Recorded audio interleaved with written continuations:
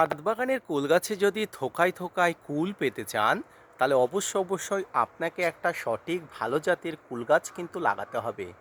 পাশাপাশি কুল গাছের ফুল আসার পর থেকে আপনাকে কিন্তু নানা পরিচর্যার মাধ্যমে গাছগুলোকে নিয়ে যেতে হয়, যাতে যেমন ছোট্ট কুল গাছগুলো খুব দ্রুত ম্যাচুরিটি হয়, তার পাশাপাশি ছোট কুলগুলোকে খুব দ্রুত ম্যাচুরিটি করার জন্য আপনাকে নানা ধরনের খাবার গাছের গোড়াতে দিতে হয়।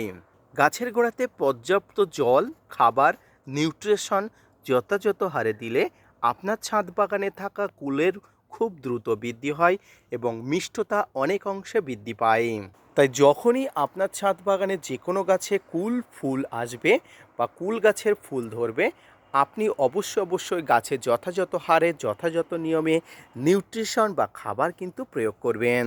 এর পাশাপাশি কুল গাছে বিভিন্ন ধরনের পোকামাকড়ের আক্রমণ ঘটতে পারে। এই পোকামাকড়ের আক্রমণকে প্রতিহত করলে আপনার ছাদ বাগানের কুলগুলো খুব দ্রুত ম্যাচুরিটি হয় এবং খাবার উপযুক্ত হয়ে ওঠে।